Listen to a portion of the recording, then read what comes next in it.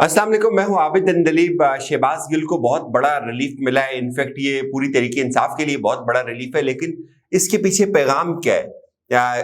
कुछ लोग ये बयानियां बना रहे थे कि शहबाज गिल जो है वो अब अंदर है और वो बाहर नहीं आ सकता। लेकिन ऐसा क्या हुआ है, क्या ऐसी डेवलपमेंट्स हुई जिसकी वजह से शहबाज गिल को आज रिहाई मिली? बहुत इंपॉर्टेंट रिहाई है ये, तरीके इंसाफ के लिए भी, शहबाज गिल के लिए भी, और ये जितनी भी पीडीएम है उसके लिए एक बहुत बड़ा पैगाम है इसके अंदर।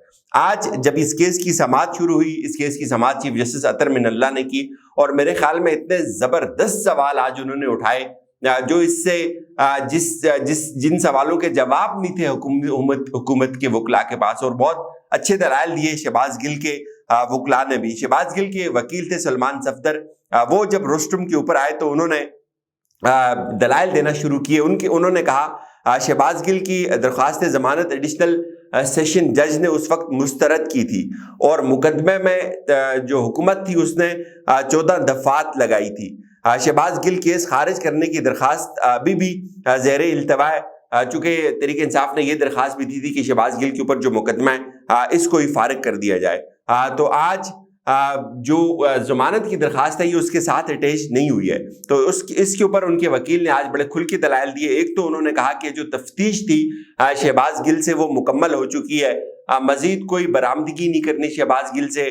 एक तकरीर पर शहबाज गिल के खिलाफ मुकदमा दर्ज किया गया। शहबाज गिल केस खारिज करने की दरखास्त अभी आपके पास है, लेकिन पहले वो चूंकि इसके साथ अटैच नहीं है तो हम शहबाज गिल की जो जमानत की इस्तदा है उसके ऊपर ही दलाइल देंगे। तो इस पे जो वकील थे उन्होंने मजीद कहा पुलिस की जानिब से बगैर अथॉरिटी के मुकदमे का इंदराज गैर कानूनी, और यही वो नुक्ता था जिसको जस्टिफाई नहीं कर सकी हुकूमत कि शहबाज गिल के ऊपर जो बगावत का मुकदमा बनाया गया वो गैर कानूनी तौर पे बनाया गया ना, तो उस मुकदमा बनाने से पहले हुकूमत से इजाजत ली गई, ना कमिश्नर से इजाजत ली गई, तमाम रेलिवेंट अथॉरिटी से भी इजाजत नहीं ली गई। उन शहबाज गिल के वकील ने कहा कि जो शहबाज गिल है वो साबिक वज़ीर-ए-आज़म के मामले खसूसी रहे। शहबाज गिल एक यूनिवर्सिटी के अंदर प्रोफेसर है और तहरीक इंसाफ के तर्जुमान भी है। इस पे अदालत ने उनको हिदायत की कि आप केस पर आ जाएं और पहले FIR का मतन जो है वो पढ़कर आप सामने रखें। तो इस पे शहबाज गिल के जो वकील थे सलमान सफदर, उन्होंने उस FIR को पढ़ा। तो इस पे उन्होंने कहा कि इस पूरे केस में कार्रवाई जो है वो बहुत अहम है। क्या शहबाज गिल ने ये सारी बातें की थी? सवाल किया चीफ जस्टिस की जानिब से। तो इस पे उन्होंने कहा जी कि बिल्कुल ये बातें तो की थी। तो चीफ जस्टिस ने कहा कि क्या आप इन बातों को जस्टिफाई करेंगे? तो उनके वकील ने कहा नहीं जी, इन बातों को तो बिल्कुल जस्टिफाई नहीं किया जा सकता। तो इस पे चीफ जस्टिस ने कुछ सवाल किए कि आप जो सियासतदान हैं क्यों ये फोर्सेस को सियासत के अंदर घसीटते हैं? इस पे जो वकील थे उन्होंने कहा कि मद्दी के अपने जुमलों से ज्यादा इंतशार फैला है। तकरीर में इतना इंतशार नहीं था जितना मद्दी ने खुद बनाया है, यानी कि शहबाज गिल के लफ्जों के अंदर इतना इंतशार नहीं फैला जितना इंतशार खुद मद्दी ने यानी कि हुकूमत ने बनाया। तो इस पे चीफ जस्टिस ने कहा ये सिर्फ तकरीर नहीं है, शहबाज गिल जो है वो एक सियासी जमात के तर्जुमान भी है। शहबाज गिल की गुफ्तगू का कुछ हिस्सा निकाल कर सियाको सबाक से अलग करके शहबाज गिल के ऊपर मुकदमा बनाया गया, ये भी उनके वकील ने कहा। और फिर शहबाज गिल के वकील ने यह भी कहा कि FIR में शहबाज गिल की गुफ्तगू से नून लीग ने अपनी जो लीडरशिप थी उनके जो नाम थे उनको निकाल दिया। हालांकि शहबाज गिल ने हुकूमत और एक सियासी जमात की बात की थी, चूंकि शहबाज गिल का ये मौक़िफ़ था कि उन्होंने जो बातें की उस तकरीर में वो स्ट्रेटेजिक मीडिया सेल को हिदायत दे रहे थे, ना कि आर्म्ड फोर्सेस को। तो जो हुकूमत ने जब उनके ऊपर FIR की तो वो पोर्शन निकाल के सिर्फ सियाको सबाक से हटकर कुछ पोर्शन पेश किया। तो इस पे शहबाज गिल के जो वकील थे उन्होंने कहा कि मद्दी इस केस में मुतासरा फरीक नहीं है, यानी कि हुकूमत जिसने ये मुकदमा दर्ज किया है वो इसमें बिल्कुल भी मुतासरा फरीक नहीं है। और इस अदालत ने ईमान मुजारी का केस भी जो था उसका मुकदमा भी आपने खारिज किया था।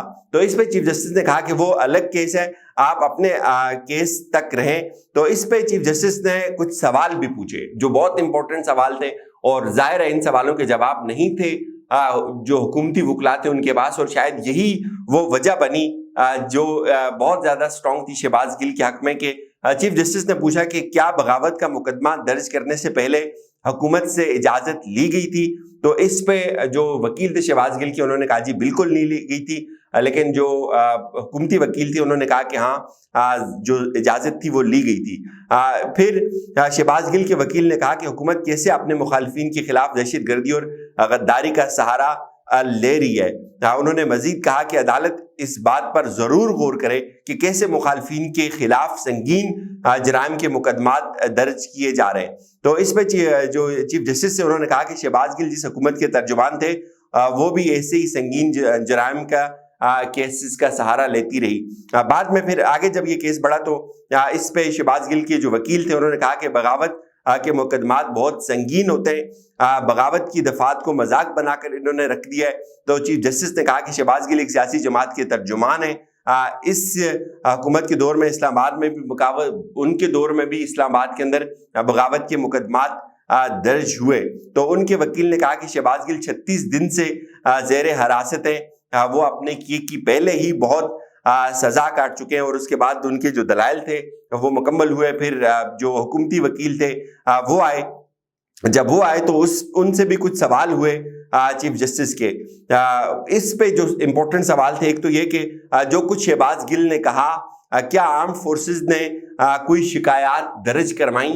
اگر شہباز گل نے یعنی کہ فوج سے متعلق جو بیان دیا تھا تو کیا فوج نے کوئی شکایت کی اس حوالے سے؟ پھر انہوں نے یہ بھی کہا کہ کیا آرمڈ فورسز اتنی کمزور ہیں کہ وہ غیر ذمہ دارانہ بیان سے متاثر ہوں؟ تو اس پہ جو پروسیکیوٹر تھے انہوں نے کہا جی کہیں نہیں لکھا ہوا کہ آرمڈ فورسز خود ایف آئی آر درج کرواتی ہیں، یعنی کہ ہم نے یہ ایف آئی آر درج کروائی تو انہوں نے نہیں کروائی۔ تو اس پہ چیف جسٹس نے ان سے کچھ مزید سوال کیے۔ ایک سوال یہ تھا کہ کیا تفتیش میں سامنے آیا کہ شہباز گل نے کسی سولجر سے بغاوت کے لیے رابطہ کیا ہو؟ کیا آرمڈ فورسز ایسی لاپرواہ بیان سے متاثر ہو سکتی ہیں؟ ٹرائل کورٹ نے ایک کے علاوہ آپ کے سب دفعات جو ہے وہ ختم کر دی تھی، کیا آپ نے کبھی ٹرائل کورٹ کے اس آرڈر کو چیلنج کیا؟ ان کے پاس اس کا جواب نہیں تھا۔ پھر وہ کہتے ہیں جی ٹرائل کورٹ کے آرڈر کو چیلنج کرنے کی ضرورت نہیں تھی، آرڈر آپ کے خلاف جائے تو چیلنج کرنے کی ضرورت ہوتی ہے۔